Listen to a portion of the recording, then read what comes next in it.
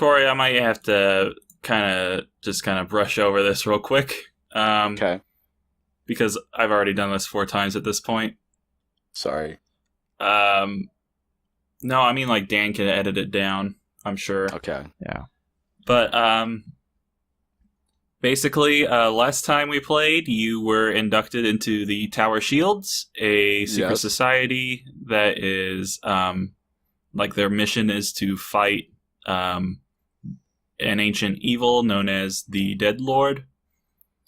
And you accepted, and Longbrow welcomes you in. He takes you back to the Longbrow Adventuring Company. You find out that basically all your coworkers, everyone you work with regularly there or who lives there, are part of the Tower Shields, and they throw you a party that evening, kind of as like a welcome to the club. Una fiesta grande? Oh my god. Yeah. Oh, muy bien. You say that. I can't. I don't know. Oh. I can't speak Spanish. I took French. No. What? Oui, oui. You don't speak Spanish, Zach? Also, I should mention for all the listeners that we have a special guest here today. A special my ass. I mean... Your ass is very special. Oh, Corey, it's so nice of you. Yeah, I believe every one of us has a special ass. But yours is the specialist. Oh, That's beautiful, Corey. Oh, you're welcome. Thank you. So yeah, you are in the Tower Shields, and the next few days, you are basically back to your normal routine. Even though you are part of the secret society now, they're not quite ready to send you out on any missions right now. Longbrow seems to have something in mind. He's just keeping his lips closed at the moment, making sure everything is in order first before he sends you out. So you're on standby. It's life as usual. And one day, well, not just one day, but you notice as you're kind of hanging out that Marty seems to be hanging around you a bit more. You promised him that you would train him in the way of roguery, and he's pretty adamant to collect on that. So he's kind of been like dropping hints, like, "Hey, so you wanna like show me the ropes or anything?" Or Yes, yes. I noticed. I picked up on Marty's interest in thievery and roguish dealings. So, while we've been waiting for our next adventure, I've been going throughout the city with Marty and instructing him through various training montages of how to be a proper thief. So, for instance, we'd go into the city and I go like, "Right, Marty, your first lesson is a thief must always be aware of his surroundings." And then I hired several homeless people to surround him and throw rocks at him. That's his first lesson? A thief has to be aware of his surroundings, and he has to know where the rocks are coming from and which direction. I think this is more of a hazing. Tomato, It's tomato. not hazing. It's not. They're not sharp rocks. They're very dull rocks. Rocks still hurt. I mean, you're throwing rocks at them. I mean, you're not throwing we knives. found very porous, not very dense rocks. Okay, I'm gonna do a roll dexterity. The cops. Hey, he got a 4. He got hit by all the rocks. Hey, the cops. When the police show up, they use full force rocks. Okay. The police in this town are very lethal with their rocks. They do not miss. They will throw rocks even if you run away from them. Okay, well, Marty... This also may or may not have been my attempt at commentary on police brutality in rocking unarmed citizens. Oh my god. All right. I get you. I knew, but I was afraid to mention it. But so that was lesson number 1, and he passed it. He passed it well enough. I mean, he took the first few blows quite, not very well, but he made it through, and he even took one down on his way out of the surrounding. He took down a homeless man? What? Marty You heard took him. one out. He took one out. He didn't take one down. Okay. Um, What do you mean by took him out? It's What did okay, he don't do worry. to this homeless it's man? okay. Don't worry about it. Next, after that, I took Marty up to various rooftops and told him, lesson number 2, the rooftops are your friend. If you need a quick getaway, you need to know how to run across a very uneven series of buildings with rooftops. Okay. So, I told him to, okay, now run across this bridge, or no, run across these buildings to get to the other side. And remember, high altitude is your peltitude. Oh my god. This is Are you sure this is like beginner stuff? I was thinking more like, I don't know. Is this you've really gotta- the Corveth training Sometimes method? sometimes you have to hit the ground running, my friend, in more ways than one. I don't want to hit the ground now. And just believe me, on that one, he especially hit the ground running at least once. Also, a certain other rogue at the Longbrow Adventuring Company kind of caught wind of you and your hazing ritual, I guess. It's for not hazing. your It is enhanced trading. yeah, you're training for Marty, and Tweetu kind of tags along just to see how all this is playing out, and he's having a good laugh at it all. Do or And, do not. Yes, as the training montage goes on, he's always constantly eating, sausage on a bun, as various failings happen on Marty's part. Third test was, you hold need on. I think we need to resolve this first. This rooftop running. Yes. See if you manage to kill off Marty on this one. Oh, you need me to roll? No, I need to roll for Marty, I think. Since you're the trainer, I think that makes sense. Or do you want to roll for Marty? I don't care. Whatever. I don't know where it makes the most sense for. Because it sounds to me right now that we're kind of inceptioning this DM thing. Yeah, I'm not sure. I'm telling you what's happening, you're telling me what's happening, so... Well, I don't know. So the tables have kind of turned here. Oops. Alright. He got a 17 that time, so I think he makes it. Oh, of course, and I knew he would. A rooftop, I knew he would. This is how how the various masters of the arts taught me all the skills I knew in my previous life before joining the RPGeniuses. So you will be thrown into the fire and you will come out unburned. Okay. There will be smoke, but not fire. As Marty is running across, Tweetu yells, "Run, Forrest, run!" Okay. I should probably mention Tweetwu is a Kenku, and as you all know, Kenkus can only talk in like mimicked voices, noises, and pop culture references. So, oh, perfect. Another one. I was gonna say another one bites the dust, but that's not gonna apply here. Great. So, so then third lesson number 3 is of course pickpocketing, and so I would place various items in people's pockets, and then would tell Marty to go retrieve it for me. More hired homeless people, or no? These ones were not homeless people, but they were citizens who had other items on them. But I made sure that he would only be stealing stuff that was already mine. So I'm doing some reverse pickpocketing. Okay, I'm gonna have to make you do a check for this. Okay. All right, that's fine. Do a sleight of hand. Most of the stuff I was putting in there was stuff I already stole from other people. I didn't, so it's good to me if I lose it. All right, so what do I need to roll? How about roll a d20 3 times? Okay. And we'll just kind of take the average. Okay, first one's a 12. Second one's a 10. Oh, and that one fell on the ground, so that one's no good. Third one's a 20. All right, so yeah, you successfully plant these stolen items on everyone. I successfully reverse pickpocket. You're doing I don't know if you're doing a good job or a bad job as a thief right now. It's kind of a mixed bag. I may be the worst thief you ever heard of, but you have heard of me. Oh my god. I love it.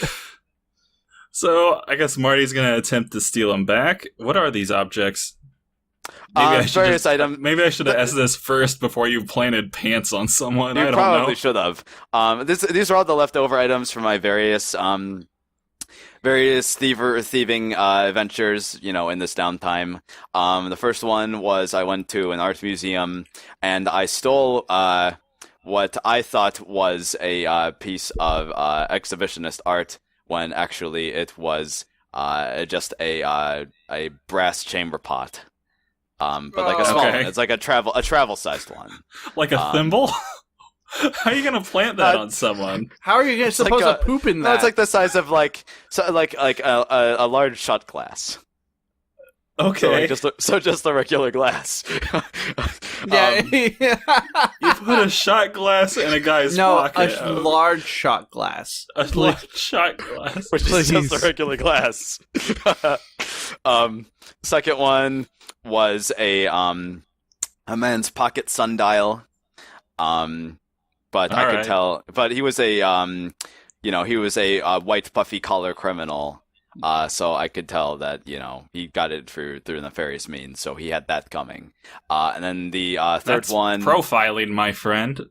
It's not profiling. Well, I could tell this man's history. You don't wear a white puffy collar like that without having laundered some pieces of gold from someone. Okay. And then the third one, so I followed around a band of traveling minstrels. They were called Shillingback. They were oh my god. They were touring. Oh my god. Their music just really sucks. It is just not good. It's causing people. It gets people in taverns to start fights, and so their stuff is not savory. So while they were playing, I was able to sneak backstage.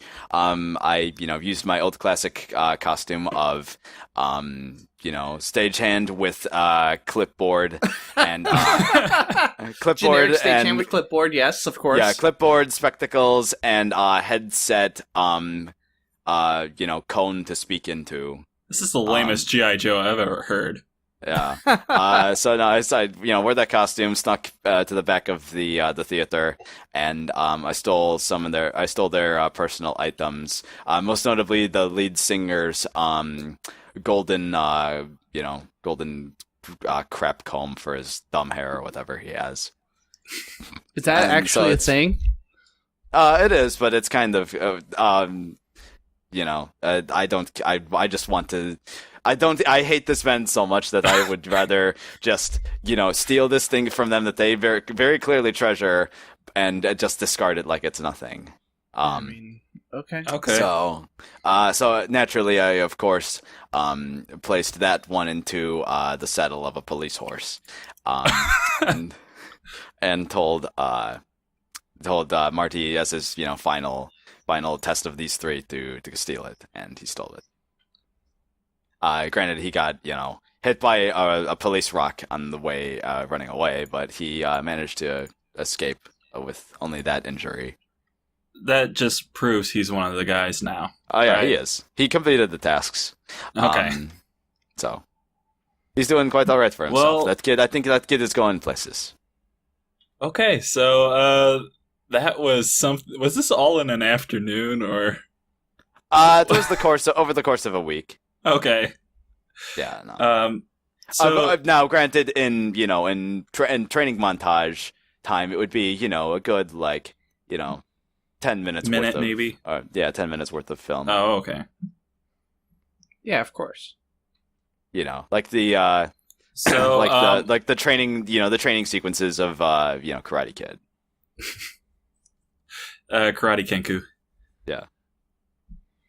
Oh, I love that Karate Kenku. Yeah. Although I think they spec more into Monk. I don't know. I don't know either. So like that was the big thing that Corveth was up to. In the meantime, he'd still hang out with the rest of the RPGeniuses. He'd get his drink on with them and such. So I guess after that training montage, you're at a bar. I don't know. Mm-hmm. Do you want to go to Barnaby's bar, or is there like a secret rogue bar that you want to take Marty and Tweet to? Yeah, there's a secret rogue bar. So first you go into this room, and it's a very small room. It's on the side of a building, and there's just like there's like a bookcase on the wall, large bookcase. Mm-hmm. There's a spectacled man, sitting at a desk with a feather quilt pen and writing copious notes. And you have to go in there and you talk to the man, and then he asks like, "Hello, can I help you?" And then you go in there and said like, "Yes, I'm here about the silver giraffe." And he goes like, "Oh yes, right away." The what? The silver giraffe. The silver giraffe. And then right away, and then so on the wall there's a bust of Grand Poobah Hector, who is one of the grandest rogues of them all ever. And then hold up, I gotta write that down for later. Thank you very much. Yes, Grand Poobah Hector. Grand Poobah Hector. Hector. Yes, you got that. Yep. Okay, so there's a bust of him on the wall. It's a statue, and the man lifts up the head, and then there's a button in there, and he presses the button, and then the bookcase moves, and then inside is the rogue bar. And is that what it's called, the rogue bar? Yes. Well, I mean, the the name of the official the name on all the tax documents and stuff like that is the silver giraffe. It's a secret bar that pays taxes. Yeah, the silver giraffe, and on the legal documents they call it the silver giraffe. I mean, that's how they call it. We all know it's the rogue bar. Oh, Goblin. I heard that, Zach. Yeah. That's how tax evasion is how they caught Al Goblin. Oh yeah, no, Al Goblin. Yeah, okay. He wasn't smart about that one. But all right. The fine folks at the rogue bar keep their things razor tight. So I took him there, and we had some grog, and there was a man playing away at some minstrels playing away in the lute. So it was a good time. All right, so you're sitting down, you're having your grog, and Marty he's still kind of bruised from some of the rocks, non-lethal and lethal rocks thrown by that one policeman. Yes. Not lethal to him, but someone else that could have been very lethal. Mm-hmm. And he's like, man, Corveth, I gotta be honest, I'm not sure I'm cut out for this. Listen to me, Marty. Like, you've got the makings of greatness in you, but you gotta let it out. You gotta really show the world the cut of your sails. And someday, I just thought. And someday, okay. listen to me, Marty. And at this point, I've had quite a few grogs in me and stuff like that. Like, listen to me, Marty. Your accent changed. One day, your accent changed. When you're out there and you're really showing, the world the cut of your sails, Marty. I hope to one day be there and catch some of the rays of light coming off of you that day. I really appreciate that. You're really gonna make it, Marty. Okay. And then you and me, we're gonna go to the secret labs at McRonald's, yep. and we're gonna find that far off Elfschuan sauce. Okay. They say that's just a legend. It is, but it's very much real. And once you get the taste of it, you will never experience tastings the same. And Tweetu goes wubba lubba dub dub. No, it's not that. It's just hearing about you, and all your exploits in Hexico. I just thought, it'd be more glamorous, not all rocks and jumping from rooftops and stealing things from police. I thought there'd be more, intrigue. See, like that story. I don't know if this is true or not, but I might as well ask the legend himself that you robbed a like a duke. Yes. You stole what was it, like a stamp for all his legal stuff so that he couldn't sign any more laws, and then made it a law that he was a doofus. But is that true? Oh yeah, that's pretty much true.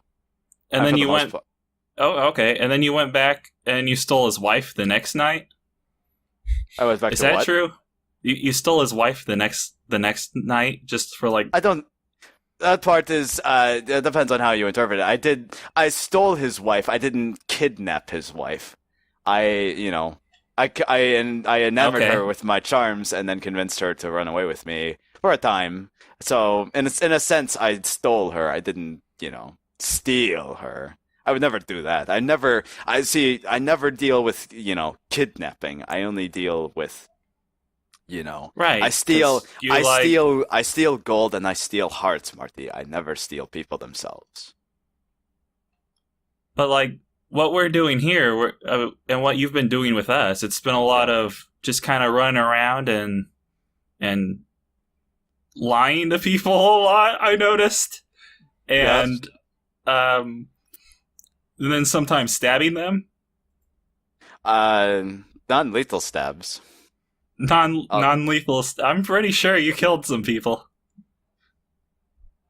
Well, it is only to protect my friends, Marty. The way Marty, listen to me. The way that this goes is that when you're on your adventures in solo, it's when it's just your own backyard watching, I can take the precautions to make sure that I don't harm anyone I don't want to. But when you're with other people, it causes you to look out for them in different ways. So when I'm with my friends, the RPGeniuses, these guys. Oh, is that what you call yourselves? Is that what we call ourselves? I never figured out if that was canon or not. Is that okay? Is that what you're calling? That's what I call them. That's what they call them when I'm drunk. What does RPG mean? So when I'm drunk, that's what I call them. What does RPG mean? Don't mind. It's just when I'm with Steve and Spad and Nastariel. When I'm with them, don't tell them, but I really care about these guys a lot, Marty. I don't want anything to harm them. So when you care about people, it causes you to do things to protect them. And so when we go on these adventures, I'll do anything to protect these guys. So don't forget that, Marty.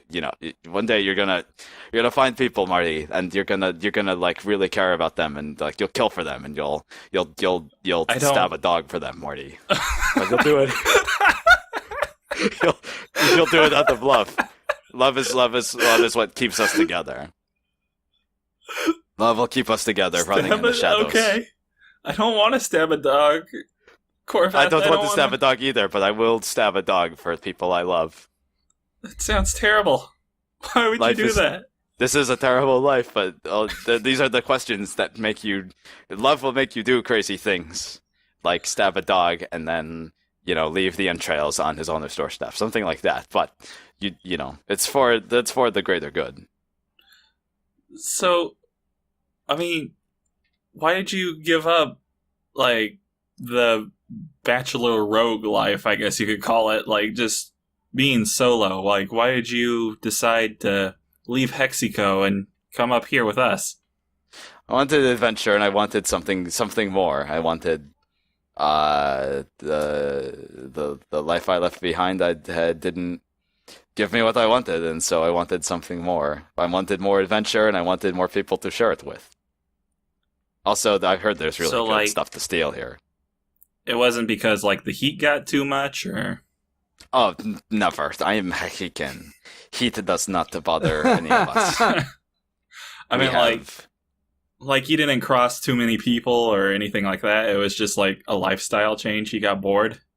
Oh, no, I didn't cross any of them. That's a whole other character development session for another time. Okay, fair enough. But as far as the glamour goes, one day you'll get there, kid. But for now, this is street level, yo. Marty, this is street. We're on the streets here, and these streets are very unforgiving. And so you need to know how to conduct yourself in the streets before you conduct yourselves in the high-class sheets. Yep. Oh, Yep. okay. Well, Yeah, you've given me a lot to think about. Yes. And also, I wanted to make sure you know what you were getting into right off the bat before you change your whole life decision. You can always change your major at any time, you want throughout this training. But once you become a rogue, there's no going back. I'll have to keep that in mind, he says, and he just kind of looks down at his drink with like a newfound determination. You think? Did that raise his stats at all? No, he's going to have to raise his own stats, unfortunately. That should have given him some kind of inspiration point. Yeah, well, you're not part bard, so that's not going to happen. So, well, frick you. And I guess after that, you go back to training. But also, in the meantime, because you kind of have this free time on your hands, you get to get new items. So, yes. First off, we should check and see what your item was that you got from Longbrow, because he has another item in his magic chest for you. Oh, he does. Oh yeah. Boy, well let me get grabbing that chest. So roll a d20. D20. Okay. I think it's a 9. A 9? Yeah, it's a 9. Oh boy, this is a fun one. Oh boy. You reach in and you grab like it feels like a thin piece of kind of silkish, of just silk. A thin piece of silk. Silky silk. Silky silk is my favorite kind of silk. Just like a long piece of cloth, and you pull it out, and you look at it, and you notice there are 2 eye holes. It is a single black piece of fabric with 2 eye holes. It's nice. quite long that you can tie behind your head. Oh, I dig it. Oh, nice. I can be like one of those rogue tortoises. The adolescent rogue tortoises that children seem to like. Kind of.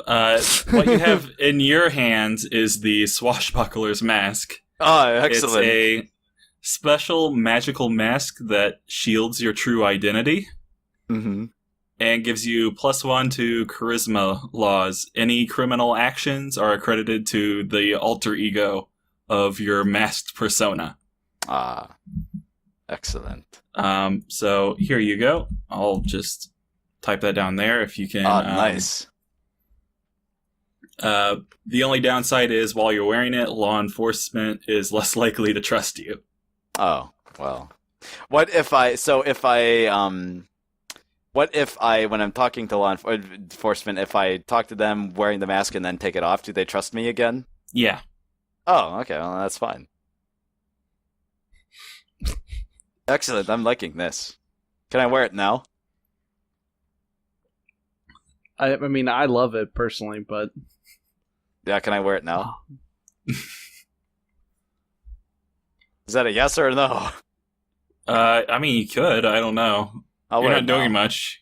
You're gonna go shopping here. You're going to the shop. That's fine. I'm sure. Famous. I'm sure he's not going to be. The shopkeeper is not going to be startled at all that the masked man is going to be walking into a store. Actually, no. You come in, and Rick's behind the counter with your mask on. And he's like, "Oh, it's going to be one of those types of deals, is it?" And he takes you to a secret room in the back.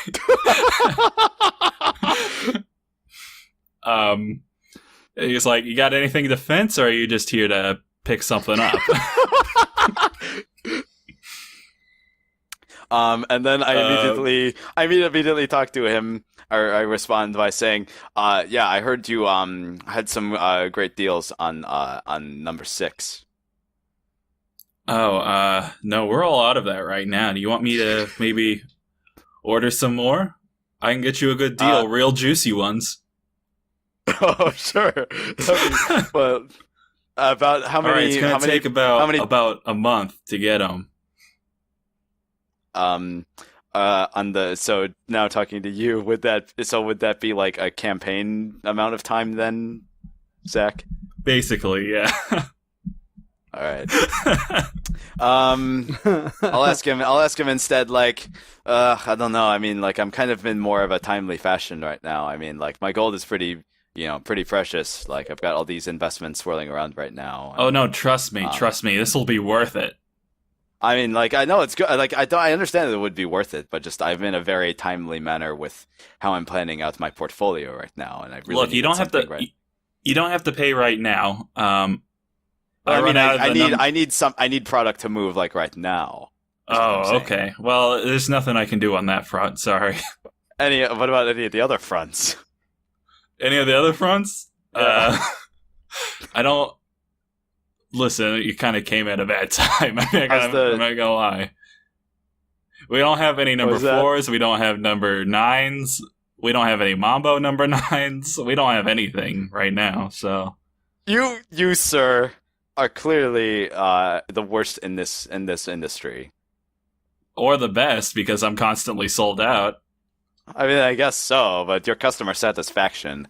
I imagine that the various bulletin boards in the community give you very low ratings. Yeah, well, bulletin boards can bite me.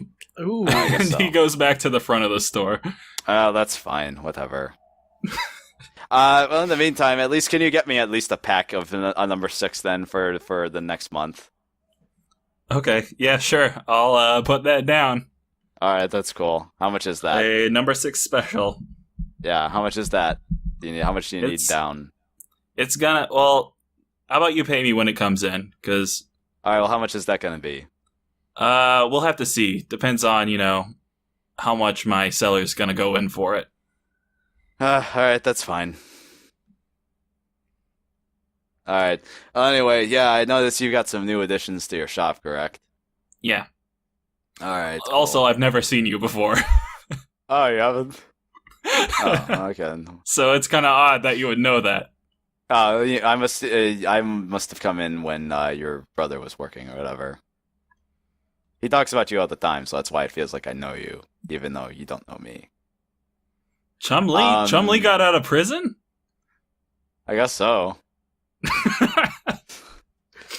I'm assuming, yeah. I mean, like, yeah, he was out. Like, this one was like no big or whatever. I gotta close down shop and go talk to him. Well, yeah, I would get on that if I were you, but in the meantime, I'm here right now. So okay. All right, let me see. Yeah, I'm thinking probably get a 5-pack of sleeping darts. All right. 5. Yeah, let me get a 5 charge of that. Truth potion sounds pretty interesting. This sounds really not nice. Ooh. Dan, did you choose what you're getting? yeah. No, I'm fully bought. So you already bought all everyone your else stuff? is gone. Dan cut this out because I don't know what order these will go in. Yeah. All right. Any suggestions on, like, I mean, I'm probably going to get the mini shield. The truth potion I'll allow you to use as a poison as well, I guess. Okay. Since you're speccing into assassin and that gets you poisons. Huh. Ooh. All right. That sounds That like might be something good you then. could really use. Yeah, it's like a 2-for-1. Yeah, I was thinking between either that or the healing potions. So I might go with the truth potion if it's got like a dual use to it. Okay. Yeah, I think I'll do that. So I'll get the mini shield, a 5 charge of sleeping darts, and then a 3 charge of truth potions. All right, that's 220. All right, sounds good. Okay, and you just want to hang on to the rest of your gold then, or? Yeah, for now. I think that should, keep me occupied for a while. Okay. So That's good. Just subtract 220 from your total. Yep, I already did. I'm down to 210 right now. Dang, Okay. that's pretty good. Yeah. He doesn't I'll buy take it. much. Yeah, He's that's smart. fine. Oh yeah, no, I'm very thrifty with my money. It's like I told him, like I was serious. I got the investments going. Oh, I love that. Yeah. I guess I'm good for now. All right. Well, then I guess that's pretty much the end of Corveth's story, unless there's something else that you want to do at the shop. You want to say to Rick. Trying to think. Let me see what my inventory has like already, like from stuff I could sell. Stuff that you've stolen. By the way, Yeah. I think Nestariel is still holding on to everything that you stole from the museum. Except that statue you kept trying to use everything on. Yeah. She sold it? No, I think she's What the still hanging frickin' on crap, to man. it.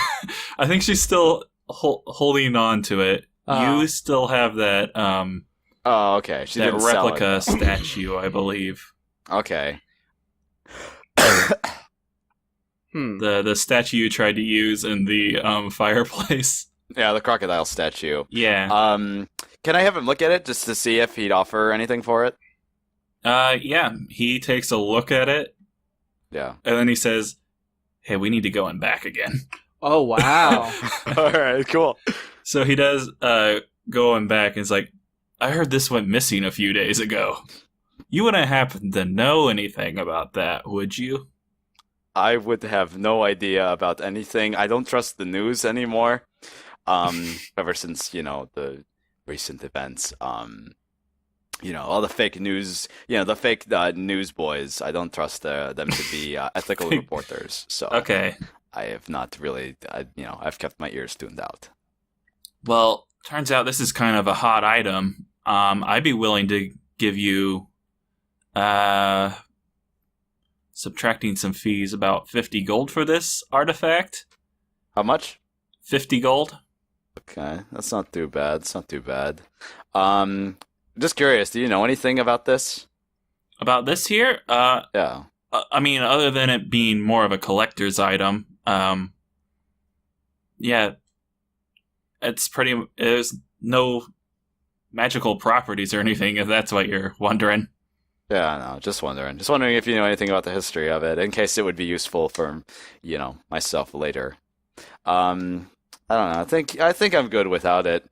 Now this is a question for you, Zach. Did that museum have a gift shop? Oh, my God. It did. Yes. Just Turn wondering it if back. there's like a way, if I could get like a replica of the statue. You want to try and get, like... I'll just go ahead and say that there weren't any replicas of that. Like, no Okay. convincing ones anyway. They were mostly cheap, kind of plastic-looking ones. Okay. All right. I Then, think- yeah, never mind. I think you could try maybe to forge it, but it's going to cost you. No, well, it's not going to be worth it. Not for 50 gold. Yeah, I'll cut him a deal. I'll say yeah. I don't need this. Okay. thing. All right. I was actually really more curious as to having something like souvenir, like just as a memento for that adventure we had. I mean, you can always go back and I think it's technically closed down now, that museum, so you could sneak in and steal something else. I don't know. Yeah, I just wanted to steal something from the gift shop. That's all. So I can All probably right. do that. All So yeah, right. that's fine. Yeah, I think I'll sell. Yeah, for 50G. Can you give me 55G? Ooh. You're cutting a hard deal. How about we do a persuasion check? All right. 14 plus persuasion 4, so that would be 18. +1 because you're wearing the mask. Oh, frick, right. So, yeah, he says 55. I can do that, and puts out his hand and shakes your hand. All right, we got the deal. All right. Awesome. He kind of thank you. squirrels it away somewhere where it can't be seen. Cool. And is like, okay, now I definitely need you to leave now. Oh, that's fine. Well, thanks and, for all the. And what? And yeah, that's pretty much the end of Corveth's Corveth's little adventure. Yep, kicking. That was really funny. Yeah, taking Marty under my wing and kicking fiscal ass. It's really all you can hope for. Yeah. In life. That's all I want. That's all I want is a simple life. Take a little demon boy, give him a good uprising, and get your finances in order.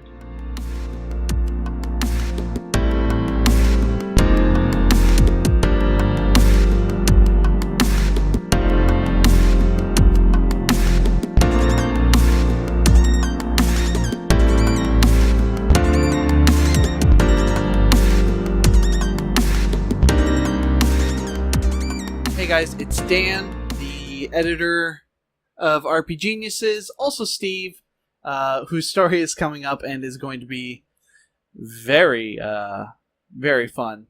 But first, in order to break these two stories up, I thought I would tell you about our fun sponsor, Audible. For you, the listeners of the RPGeniuses podcast, Audible is offering a free audiobook download with a free 30-day trial to give you the opportunity to check out their services. At my day job, I actually listen to Audible. I'm going through the Wheel of Time series by Robert Jordan.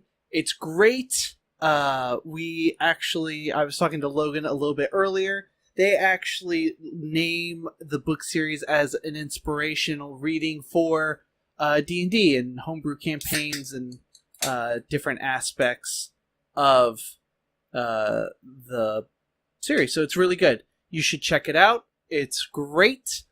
To download your free audiobook today, go to audibletrial.com/rpgeniuses. Again, that's audibletrial.com/rpgeniuses for your free audiobook. All right, and then let's do the sponsor or the social media plugs real fast. We are on all social media platforms. You can find us on Instagram, Tumblr, Facebook, Twitter. For some reason, deliberately not Snapchat, so don't look for us there. But everywhere else, we got it at RPGeniuses, which is great. For Kristen, you can go to Kiki the Girl with 2 eyes in Kiki for Twitter and Instagram. Kiki the Girl with 1 eye in Kiki on Snapchat and Tumblr. Kiki the Girl Cosplay with 1 eye on Facebook and Instagram. Go support her. That's really great.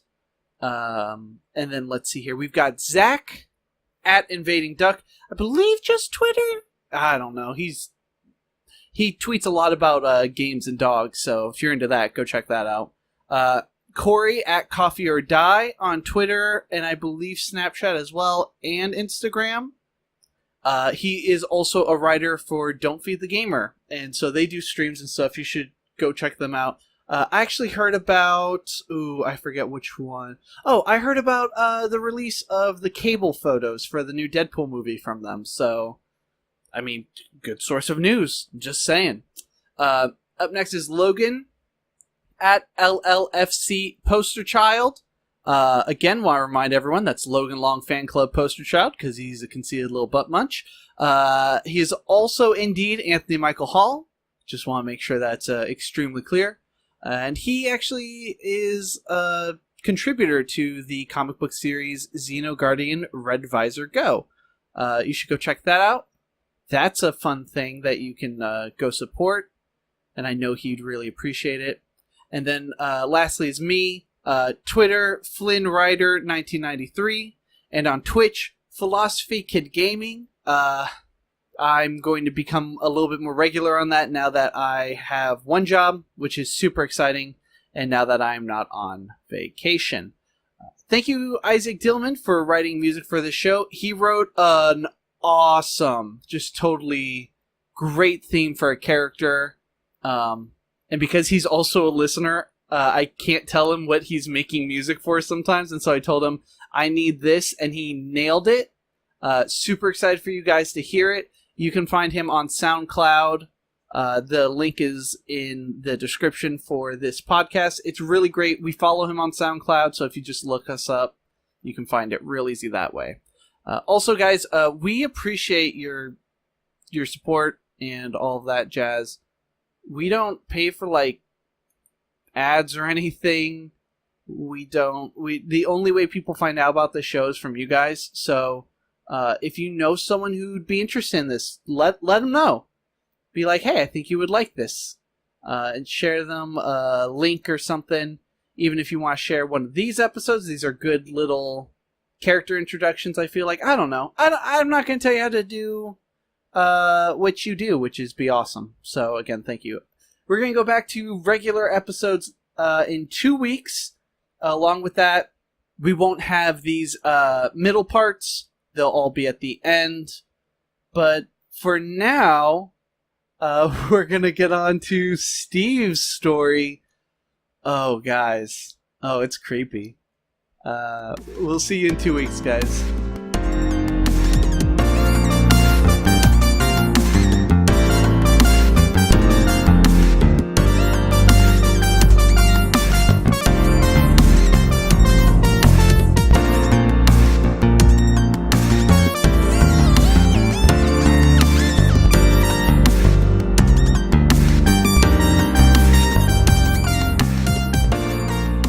Yeah, I'll let you do an intro. Or whatever you want to do. I don't really have like an intro planned. It's just more of a Cool. like this. We're just gonna get to know Steve a little bit better with this. So, I mean, last time you guys got accepted into the Tower Shields. Fucking yes, we did.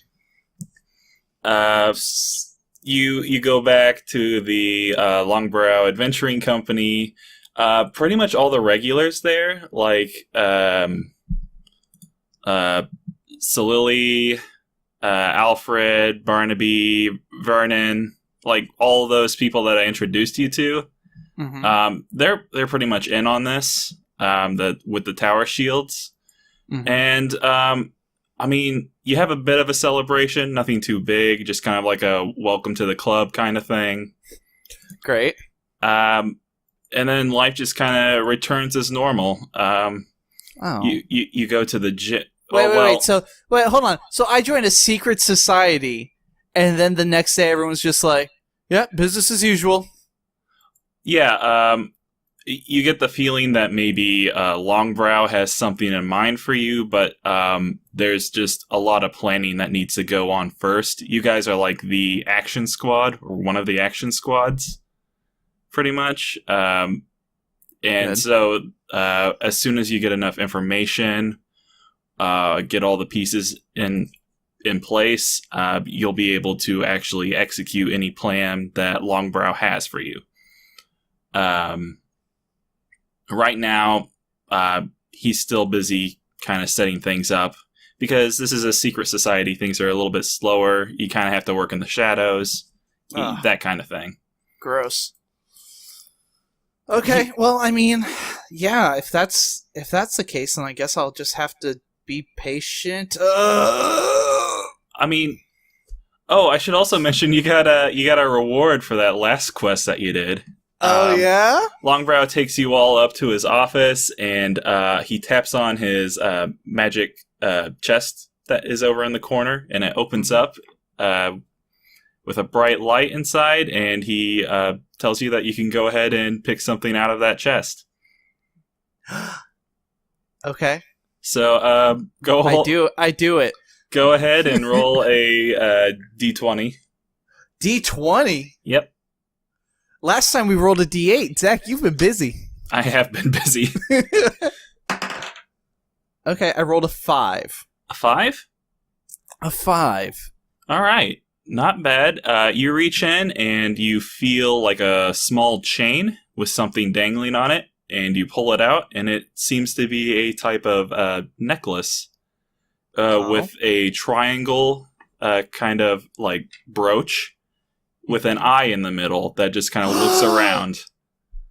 Oh my god, it's moving? Yep. It's just kind of looking around.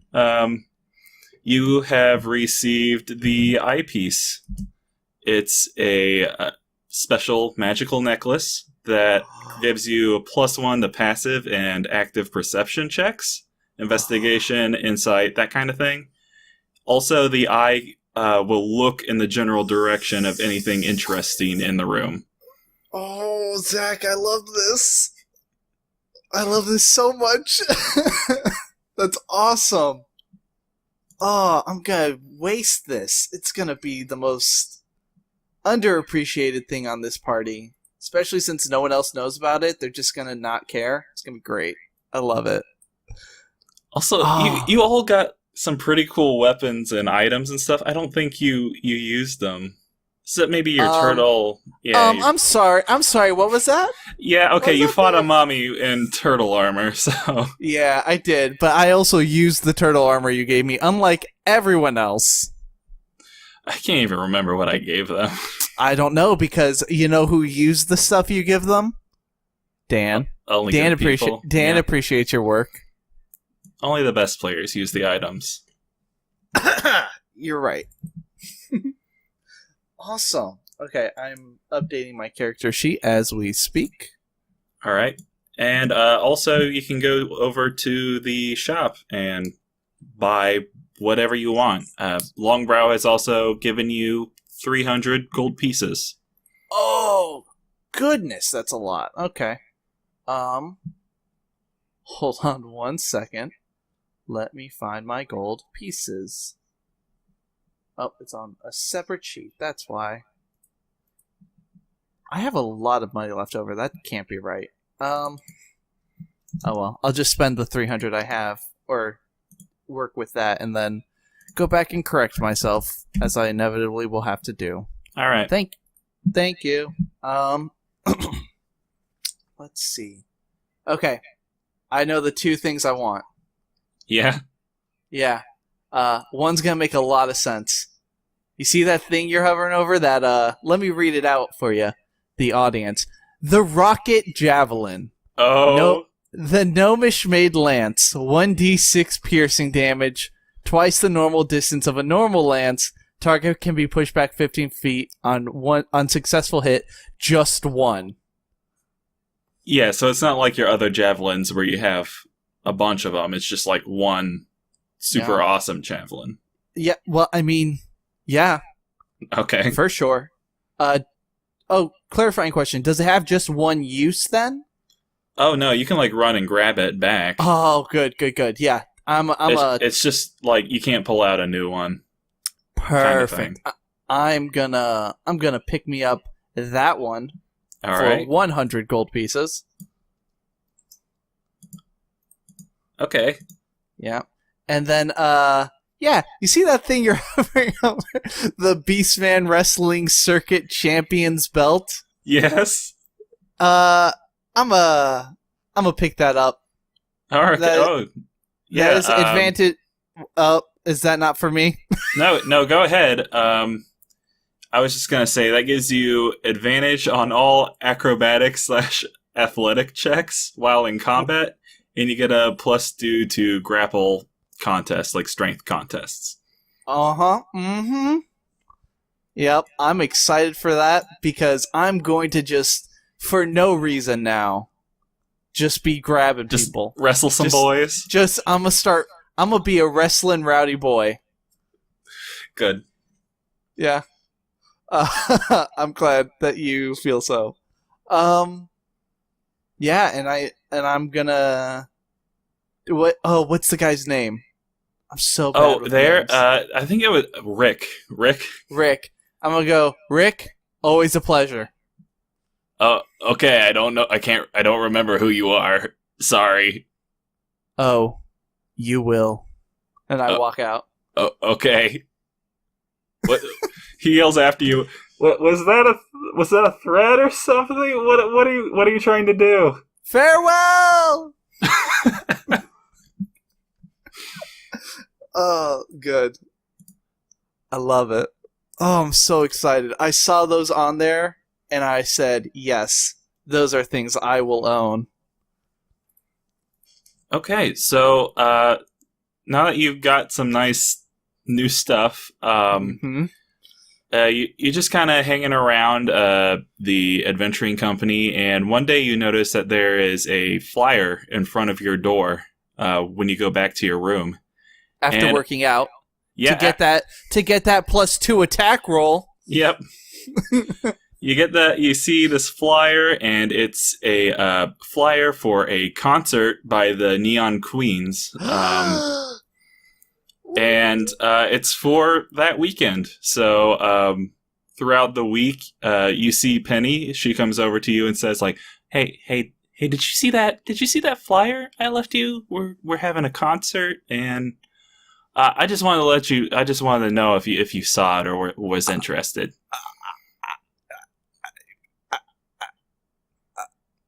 Are you? Do I need to get some? Okay, yeah. Yeah. I'll be there. Cool. Real cool. Yeah. Total. It's over in Way Station. You should see a doctor first, and then go. Yeah. Of course. It's yeah. Okay. Uh-huh. Yeah. Okay. Way Station. Yeah, Way Station. You know. Yeah. Just out of town. Yeah. Yeah. Okay. Yeah. So, I guess I'll see you there. This weekend. Yeah, or at the gym, maybe. I don't. Yeah, probably. I mean. I'll see you at the gym or here at work or at work or at Way Station. Yeah. Okay. I'll see you. Okay. Bye. Wait. No. Can I? Do you need another flyer? Do you? Yeah. Okay. I'll take one. Okay. Bye. Bye. Bye. It's actually over here. Sorry. Oh, sorry. That's my bad. Okay.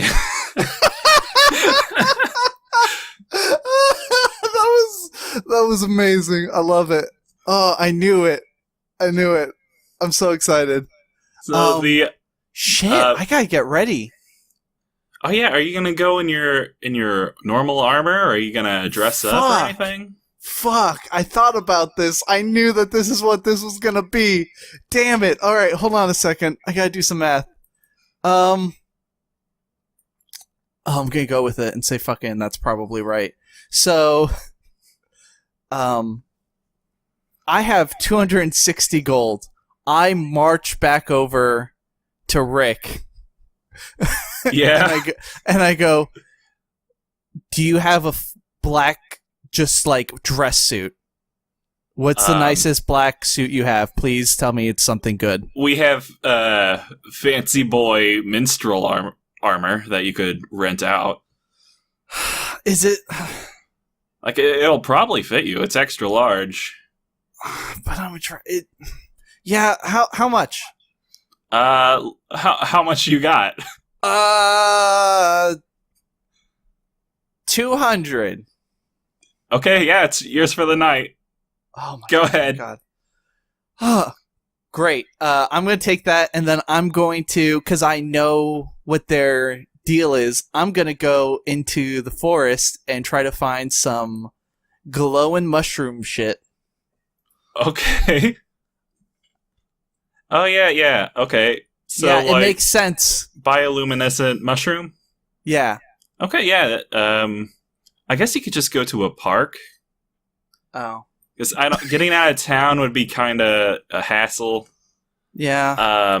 As long as I can find some, I'm good. I'm down. Yeah. Let's say you can. How about roll a die? Roll a d20. Okay. What am I adding anything? No, just roll a d20. Oh no. Oh, thank God. 19. 19. You find 19 mushrooms, and that's enough. Yes. That's more than enough to deck yourself out. Yeah, I'm gonna do all the highlights of the armor. So, like, around shoulder pads, like, just the edges, basically. Okay. Yeah, and I'm so excited for this concert. Oh, fuck. I've never been so excited for a thing before. Okay, so you check the directions throughout the week just to make sure that you're going to the right place. It's in Way Station, which you might remember is one of the islands on the way to Megalith City. It's more of an industrial place, and the concert is at a place called the Metal Minotaur. It's when you get there. That's fucking radical, man. When you get there, it's evening, and the Metal Minotaur looks like an old factory, but it's been converted into like a tavern type area. And on stage, you see the entire band, the Neon Queens, Ramon on vocals, Charlotte on drums, and then Penny is there, apple of your eye on electric lute. Oh, and so pretty. And they're really jamming out. I don't know how you feel about punk music or how Steve would feel about punk music. How would Steve react to like punk music? Steve would kind of love it because his whole thing is like kind of like chaos, but like chaos is natural kind of a thing, and like, you know, he feels that kind of like heavier stuff, like the angrier things, like he just feels that. He understands that real good. So I feel like he wouldn't have been exposed to it before because he's never been in this large of a like city. Yeah. But he's definitely digging it. It takes him a minute. He's like, all right. Okay, yeah.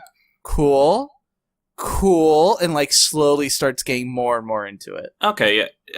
And to be fair too, the Neon Queen stuff is kind of experimental. Oh, fuck yeah. Because Ramon, she's a Triton. She's on vocals, and so she like adds in like dolphin noises and stuff sometimes. And it's a little weird, but people seem to dig it. Good. And yeah, the place is really jamming. Although you see quite a lot of tough-looking people in the crowd, but they're not really like, the place isn't really bumping. Just people seem to be grooving to it. And the Neon Queens, they're really trying to get the crowd up and going, but like no one seems to want to make the first move to get really rowdy in there. Mm-hmm. And so they're just kind of up on stage, giving it their all, but the crowd is maybe just not rowdy enough at the moment. I'm gonna make my way towards the front, not all the way to the front. Okay. I won't be like 4 or 5 people back. And then, is the eye looking at anything or anyone in particular? The eye is looking over at the cash register right now. Fuck, that's not what I want. It's good to know, but maybe later. You're planning on like robbing the place? I mean, look, if the eye so deems it, here's the thing. He's kind of superstitious since he doesn't know much about his religion. This seems like a symbol of his religion. Okay. He's willing. That's going to be the downfall of this item you've given Steve. He will follow that eye to the ends of the earth. Okay. It's really, I've made that character choice. And so he goes, maybe in a minute. And can I do a perception check to see who looks like a tough guy nearby? Yeah, go ahead. And I want to clarify, a tough guy who's into the music. Okay. All right, yeah. Yeah, just do a perception roll. Good. I get +1 on those now. That's a 6. It's a 6? 6 total. You see a halfling who's kind of into it. Oh, good. He's sitting down in the back. No. Oh, no. Oh, no. And Steve is thinking this might be his opportunity for whatever he's thinking of. God damn it. Dice, you fucked me. Steve walks over to this halfling, goes, "You enjoying the music?" Yeah, it's pretty cool, I guess. He picks him up. Okay. And throws him at someone in like the 3rd row. What? Okay.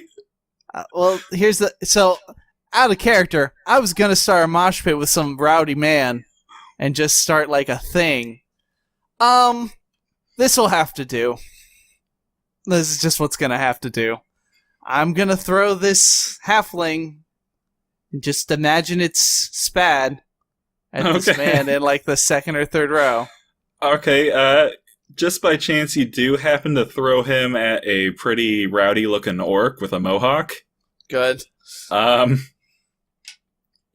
the orc doesn't take kindly to this. He kind of like looks around and is like, Who did that? While the music is playing, it's really hard to hear him or anything, but he looks kind of pissed right now. And he goes up to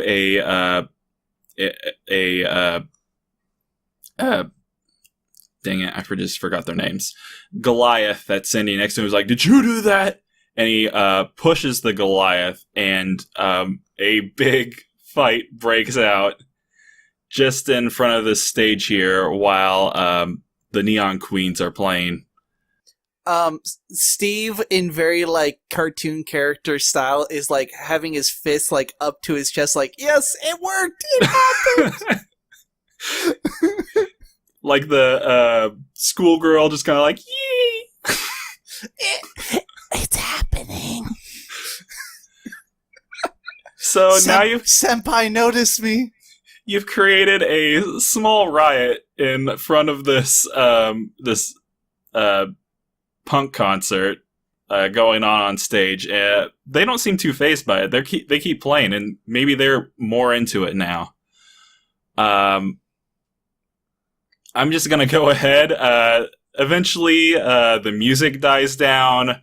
Most people are punched out, passed out, just kind of lying all over. Yeah, so the concert's over now. Steve, as it dies down and there's like quiet, just goes, "I love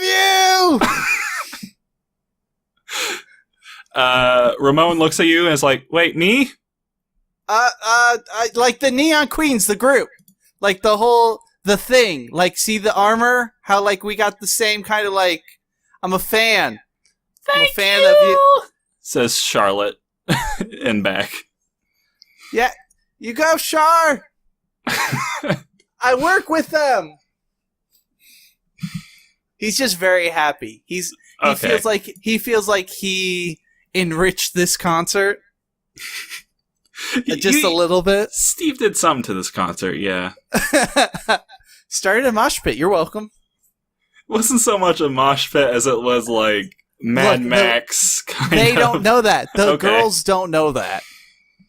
Yeah, it could be a normal thing for this kind of crowd. I would like to imagine that Steve invented mosh pits in this universe. You know what? I'll put that down as canon. Yes. Fuck yes. All right. Yeah. No.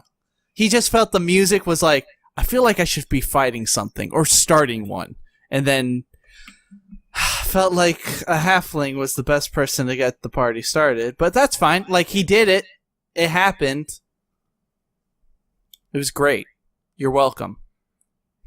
So after the concert, Penny actually comes up to you and says, "Hey, do you want to like maybe? I'm kind of hungry. Do you want to maybe get something to eat? Like here or somewhere else?" Or? Yeah, yeah. I mean, I could be up for. I can put back my weight training tomorrow until like mid-afternoon. It's fine. We can.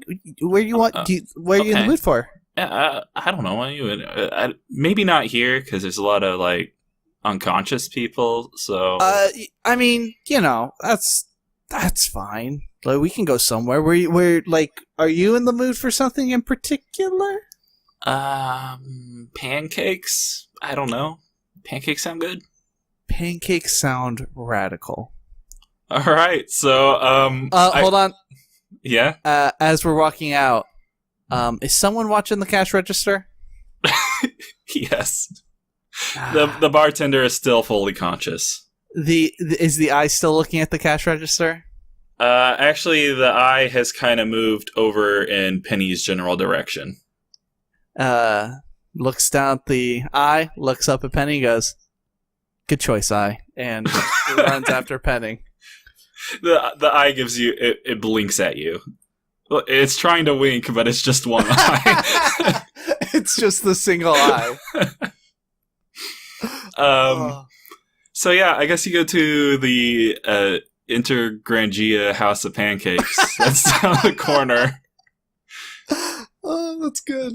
And Penny orders the chicken and waffles. Not really pancakes, but same similar vein. Yeah. Steve nods his head. Good choice. Mm-hmm. And as you're just kind of sitting there, it's not too many people this time of night. So she begins to talk to you a bit more about the tower shields and stuff, since you don't have to be as quiet or secretive about it. So first she asks you, the tower shields, what I've heard is that they're they used to be a group of giant paladins or something. And that just kind of got me thinking, you're a paladin, right? Yeah. I mean, technically speaking, yes. Were you not always a paladin, or? No, I mean, I was a boy once, but now I'm a paladin, man. But I mean, just one dragonborn to another. We don't have too many paladins. I'm just gonna say it. I'm a barbarian. A lot of people go into fighters and mercenaries and stuff. Why'd you choose paladin? Don't you have to be choose that at a young age or something? Well, I mean, Penny, I haven't told the others about this, so can this be like a you and me kind of thing?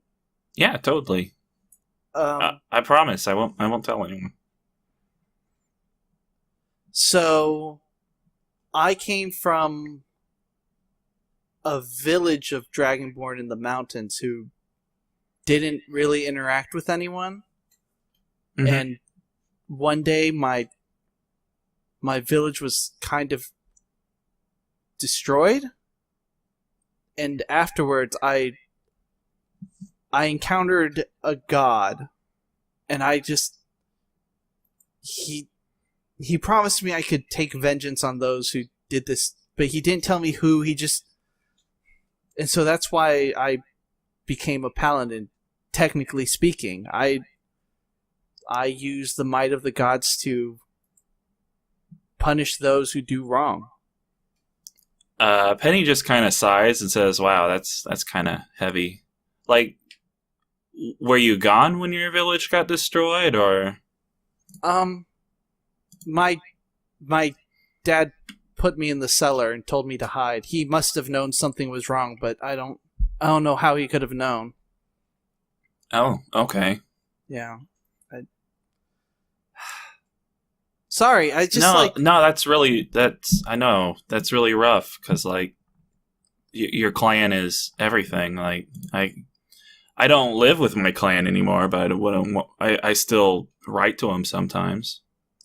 Yeah, clan unfuckwittable is... I forgot is that in character? No. Is that in character? I forgot that was your clan name.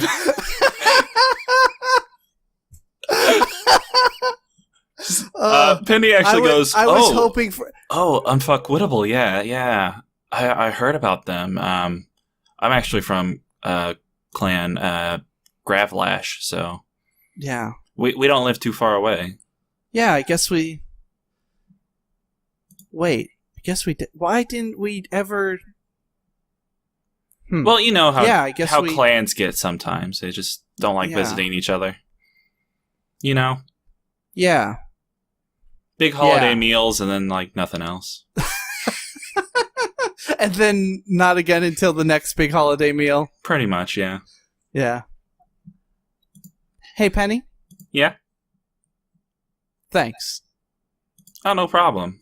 I mean, we're all on the same team. But let's get to something else. Like, how did you go from that to with all your other adventuring people? Like, what did you do after that? I took some mercenary work, ironically enough, like you said earlier. It was the best way to put the training my dad gave me into use, and it allowed me to see more of the world, try to find these people, and I happened to receive a letter telling me to be at the right place at the right time, and that's when I met the others. So I can only thank Bill for the blessings I've received. Bill, okay. What? Bill. Yeah. Okay. That just like some dude, or? Oh, no, that's the eye god? I don't know what he's like. He's the guy that's like put on like the symbol on my shield. It's like his symbol. Like it's okay. She I know. looks at you kind of weird, but she's willing to drop it if you are. Yep. Steve's definitely willing to drop it. Was there a point where you went to Druid College or whatever? Yeah. So just after the quickening, as I call it, I was. Everyone calls it that, yeah. It's perfectly natural. As you would describe any calamity, the quickening. Mm-hmm. I wandered a bit and tried to find, places to live. So I tried my hand at Druid School, which is where I met Spad. He was the only person who... Oh, what's the deal with that guy? I can't get a read on him.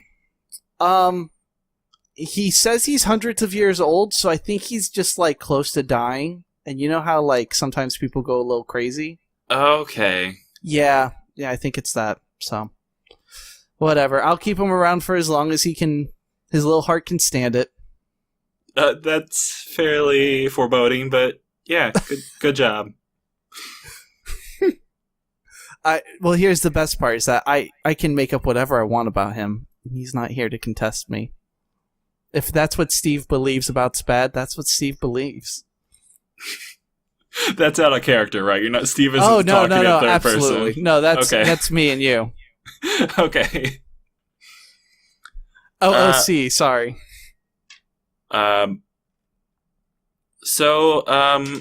This whole... I'm sorry to bring it up. I mean, it is kind of the elephant in the room. This whole Oath of Vengeance thing that you've done, mm-hmm. Do you know who... Do you have any clue of who did it? Like, what happened? No.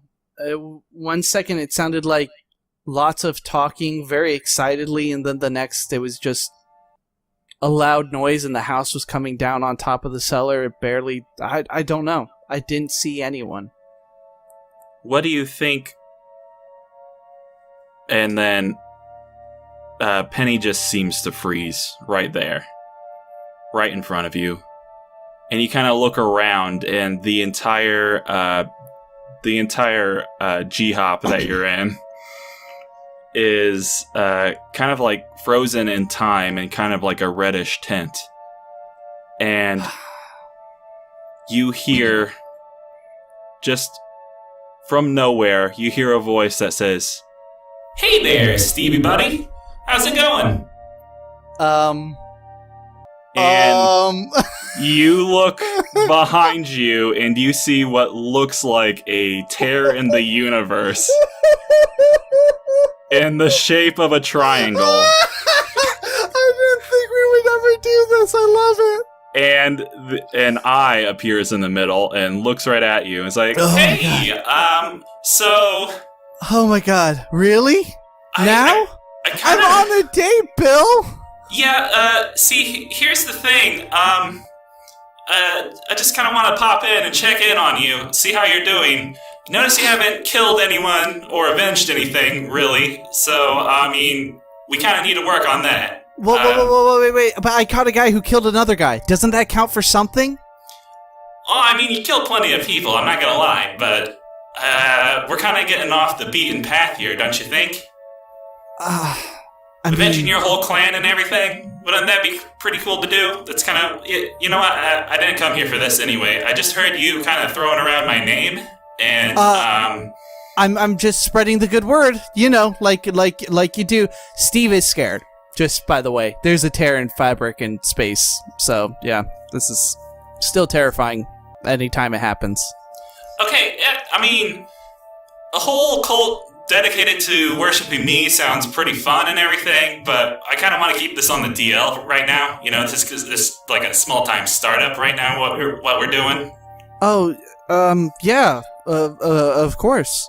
So, if you wouldn't mind, just keeping the whole bill thing to yourself, that'd be really nice. Yeah, I can do that. I can do that, Bill. I'm sorry. I please forgive me. No, it's cool. Everyone makes mistakes sometimes, Stevie. You just gotta accept it and move on, you know? Yeah. Actually, while we're on it, here's a few other things I kind of need from you right now. Yeah? Okay, let's see. First up, don't tell too many people about Bill. Okay, yeah, we already went over Bill, that. DL, got it. He takes out a quill and a piece of paper. It's just like, yeah, second thing, your room. You really need to clean it up. My what? I was just kind of peeping in there the other day. Don't worry, nothing real bad or anything. Nothing like that.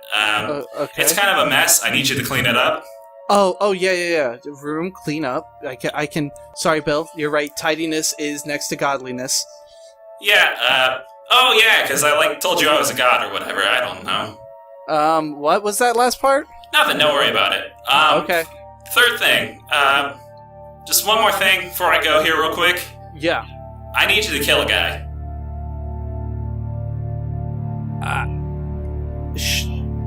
What guy? Just a guy named Kokun. No big deal. How do you spell that? Kokun.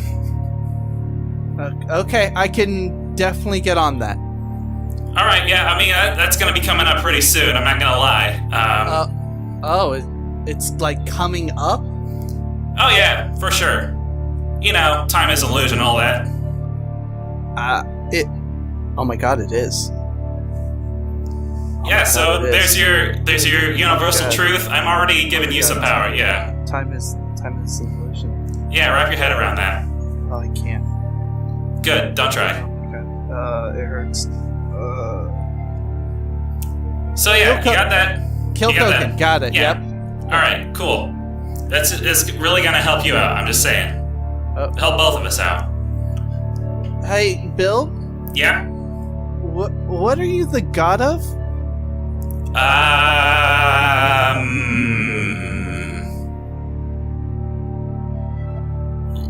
Lamp.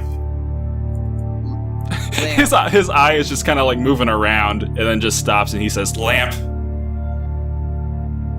The god, that makes a lot of sense. You illuminate like truth, like time is not. Oh my god, it comes back to that every time, doesn't it? Yeah, that's what I meant. Cool. Glad we had this talk. Have fun on your date. And oh wait, who's that over there? What? Who are you on a date with? Oh, that's Penny. Oh, Penny. Oh, yeah, her. Okay, cool. Yeah, no, that's hilarious. Okay, I gotta go. Wait, no, what do you mean by that's hilarious, though? Oh, no, it's just an inside joke.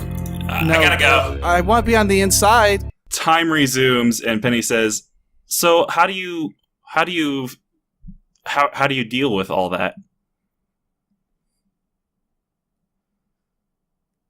He turns back to her and goes, "Did you ever think that time is just an illusion or like a construct?" What? I'm sorry, I got distracted. I beat things up. It helps me distract from the pain. Oh, Okay, yeah. I mean, Yeah. I go to the gym. Yeah, it's kind of same thing. Yeah. I mean, I go to the gym to beat people up. That's kind of the whole. Yeah, it was same boat. Yeah. You okay? You seem a bit shaken up there. It's like just time is just a construct. Like, who came up with it? When did year 0 really start? Who determined that? What? Like what? So Penny is a little bit kind of weirded out, and I guess Steve has other things on his mind right now. So you both kind of eat your chicken and waffles and in relative silence, and then you take a cab home, I guess. Yeah. Kind of quiet, a little awkward, and when you get back to the LAC, Penny just goes, "Well, I had fun. I'm happy that you went over to my concert and everything, or our concert." Yeah. No, it was great. I definitely thought of it as like your concert, but that's just me. Oh, that's nice. Yeah, I mean, I did the whole armor thing for the band and stuff. Like, it was good. I enjoyed myself. Yeah, I really like that. What is that? Like bioluminescent eel or? Mushroom, actually, from the park that Spad likes to range at. Oh, okay. Yeah. Yeah, that works too. Eels are you can just buy the eels. Okay, well, I'll see you later. Yeah. I'll see you around. All right. And does like finger guns that he sees Kristen do all the time, trying to be cool. He thinks that's what girls thinks are cool since Kristen does it, or Nestariel. Sorry, retcon Nestariel. Since Nestariel does it, he's like, yeah, they think that's cool. See you soon, bud. Pew pew pew. Roll, I guess, charisma check at disadvantage. Oh no! It's okay, I'm proficient. Okay, that's an 11. Okay, it's gonna be an 11. All right, she's like, okay, that she kind of laughs and gives you finger guns back, and then goes up to her room. Steve sighs heavily and didn't realize he was like tense. Like, he didn't realize how tense he was. Okay. Like, he's like, oh my god. Can he walk over to Barnaby? Is Barnaby there? Yeah, Barnaby's over at the bar.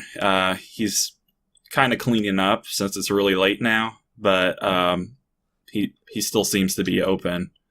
And he pours you out a whiskey as you approach, and puts it in front of you.